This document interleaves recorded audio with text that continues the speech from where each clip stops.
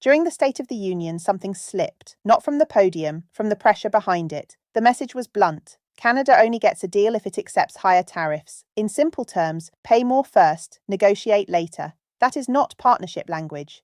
That is leverage language. And when a superpower starts saying you only get a deal if you surrender first, that is not confidence. That is strain. But here is what Washington did not expect. Mark Carney did not blink. He did not rush to calm markets. He did not scramble for exemptions. He did not signal urgency. Instead, he widened the map, the demand.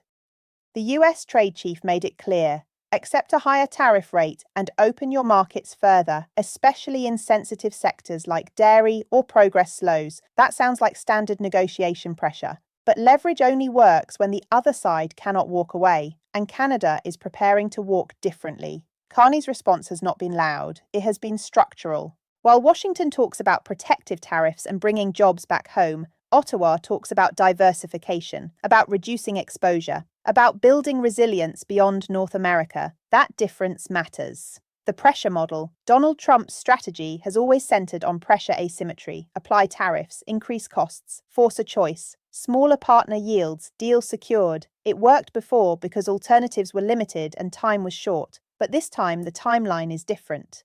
Instead of arguing over percentage points, Carney shifted the equation. He focused on non-US export growth. He set targets in the hundreds of billions. He accelerated trade missions. He expanded conversations in Asia, in the Gulf, in Europe. This is not emotional defiance. This is calculated repositioning, and repositioning changes leverage. The psychology. Think about the psychology here. If Canada depends heavily on one market tariff, threats hurt. Markets react. Businesses panic. Political pressure rises. Concessions follow. But if Canada spreads risk across India's consumer base, Japan's advanced manufacturing partnerships, Australia's resource alignment, the European Union's defence and industrial frameworks, then tariff pressure becomes less surgical and more blunt. Blunt tools lose precision. That is why the rhetoric is sharpening. When pressure does not create panic, it creates frustration. When threats do not produce immediate concessions, they escalate in tone. The strategic difference. Carney understood something critical. Negotiating from fear sets a precedent. Negotiating from options changes the frame. He did not respond with outrage. He responded with architecture. He did not say Canada will never accept higher tariffs. He simply built a scenario where accepting them is no longer the only path to stability, and that is powerful. Because this moment is bigger than dairy quotas or industrial protections. It is about economic alignment. For decades, Canada's growth gravity tilted south. Integrated supply chains, defence procurement, energy flows, financial exposure. It felt stable. It felt permanent. But permanence in geopolitics is an illusion. Trade friction forced clarity. Clarity forced action. Action is now reshaping Canada's global posture.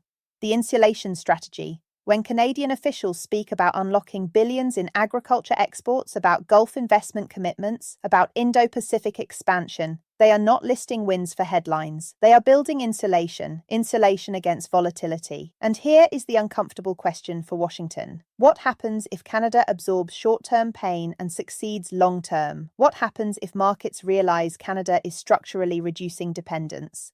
Tariffs then become less about control and more about cost. Cost to consumers, cost to supply chains, cost to cross-border industries deeply integrated on both sides. The real question.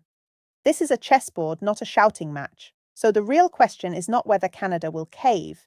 The real question is whether the old leverage model still works in a world where middle powers build alternatives instead of begging for access. That answer will define the future of this trade battle, and possibly much more.